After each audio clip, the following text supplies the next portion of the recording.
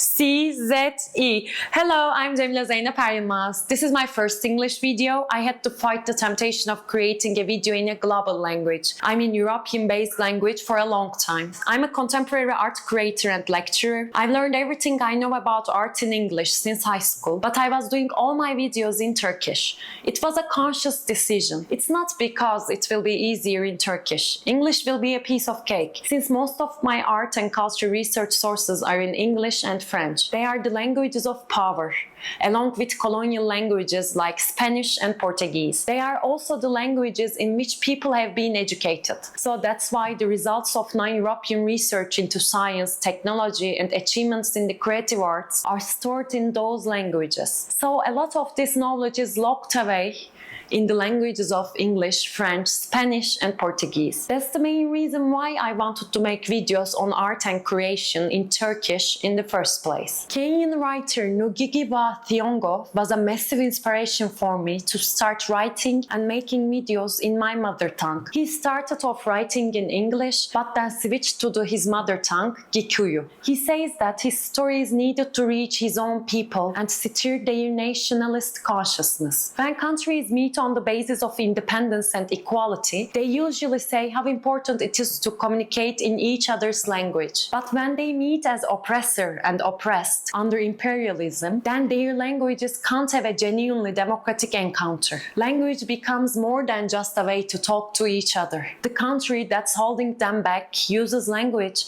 to make it hard for them to break free. The first was to suppress the languages of the captive nations. The culture and history of these languages were thrown out with the rubbish and left to die. Thiong'o considers the many languages spoken in Africa and says that these languages were seen as a load of incomprehensible noise from the Dark Tower of Babel. So the language of the suppressed is part of the gloom. If the captives didn't have their own way of expressing themselves, they wouldn't have their own mirrors to see themselves and their enemies in. People from ex-colonial countries are given English or French or Portuguese to escape from the Dark Tower of Babel. They are all said to be ordained as servants of the new order, and their minds have been systematically removed from the world and the history carried by their original languages. They looked, or were made to look, at a distant neon light on a hill, far away, flashing out the word Europe. From then on, Europe and its languages would be the center of the universe. The US and the West are the main players when it comes to art production and distribution. So it's no surprise that what non-Europeans read is largely determined in the major capitals of the West. Basically, the US and the West are in charge of the whole production and sharing of ideas, which are so important for cultural development and shaping views on life and social struggles. I'm really interested in ideas and topics like art labor and anti-colonialism, but I haven't seen much discussion of them in Turkish. I would say that contemporary art and creation aren't really developed or researched enough. There was a big gap in the world of Turkish thought. So I did my BA and MRS in arts in the UK. When I've done my research, I've always thought of art as a way to understand the history and culture of a society. For my master's thesis, I studied Algeria in the 1960s and 70s. I researched some of the big names in the fight against Western colonialism in South Africa, Mozambique, Angola, Palestine, like Nelson Mandela, Fanon, Malcolm X, and Angela Davis. I wrote about Emile Jassir's work on the occupation of Palestine. So when I hear the silence, I automatically want to fill the silence with records. The fear of silence is the same old fear, the fear of time, the absence of time. To deal with this fear of time and emptiness, I try to find the ways to fill the gaps in Turkish thought. I make videos about art in Turkish. So why speak English now? Well, let me tell you about my first encounter in the Turkish art scene. Not long ago, the Deputy Director of Culture and Arts in one of the oldest civil organizations got in touch with me. He asked if I fancied creating the collection of the organization in a historical manor house that had donated to the organization. I was really excited. I was always applying for a PhD in US or Western Europe at the time.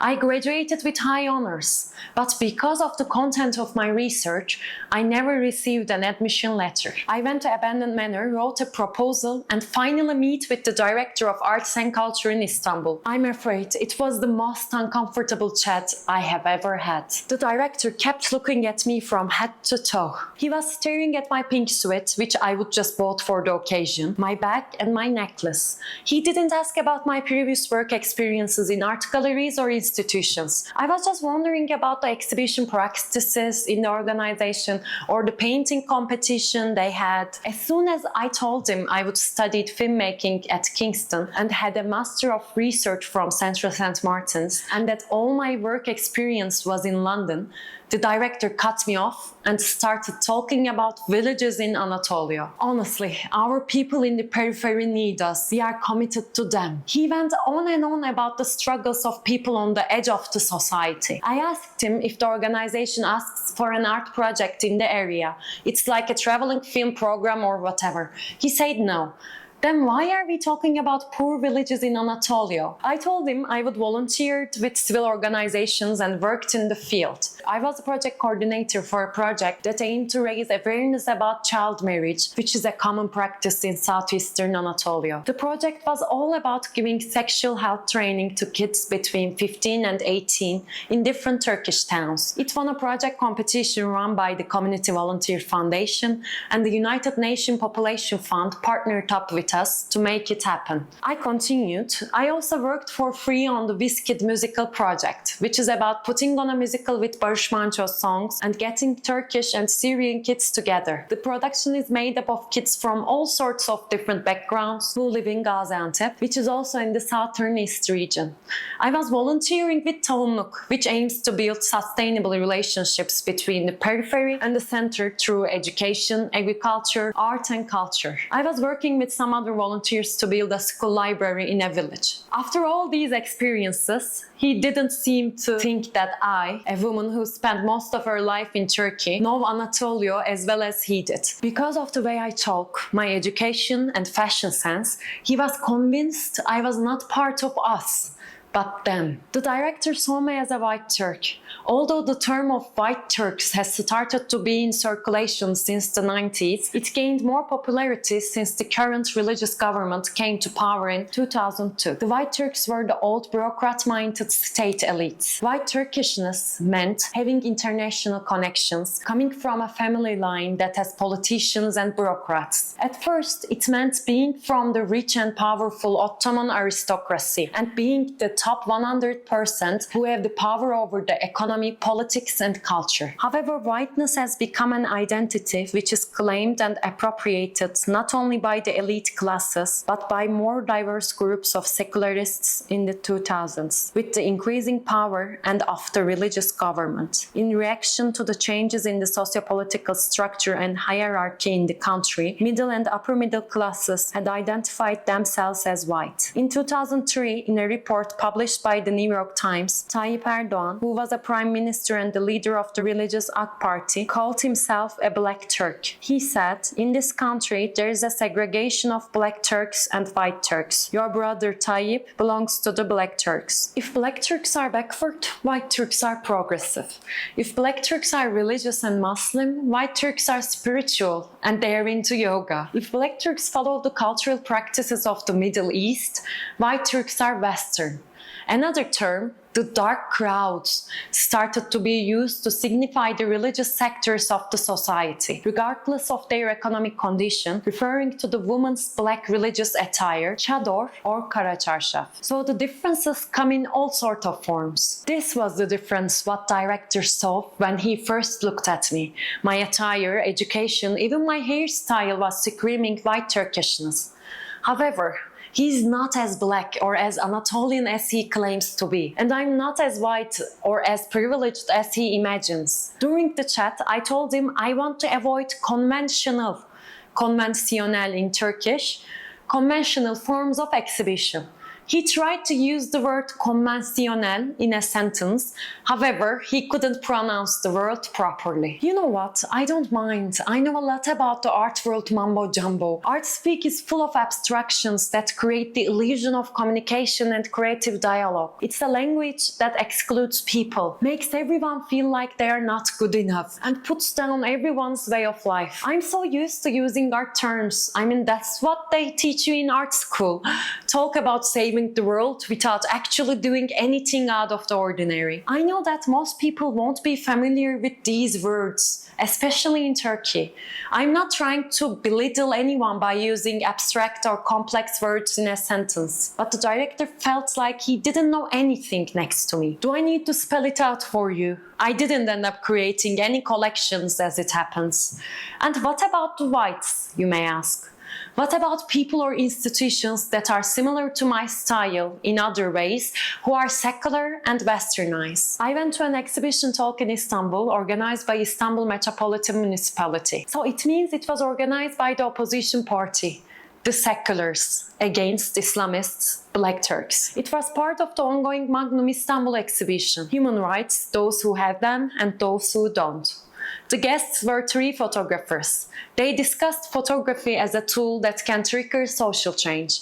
Footage from the recent protests took by guest photographers were shown. What activist photographers can do under the authoritarian regimes. I was curious about the independent photographers though, because being a photographer under one of the largest news agencies in the world doesn't make you an activist. News agencies have a framework and politics of their own.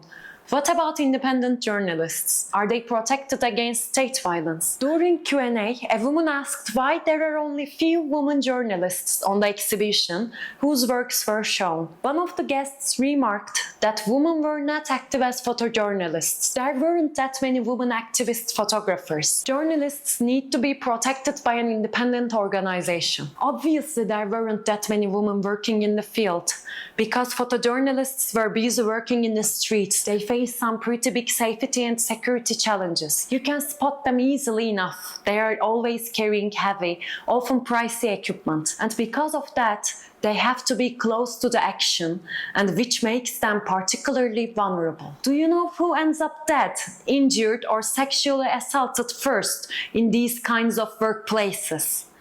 Women. One of the photographers also said that he usually has to get up from the table while he is eating with his wife and kid to go and get the latest news. Obviously he could go because he has got a wife who looks after the child. If he gets arrested at work, his wife will be stuck with the kids.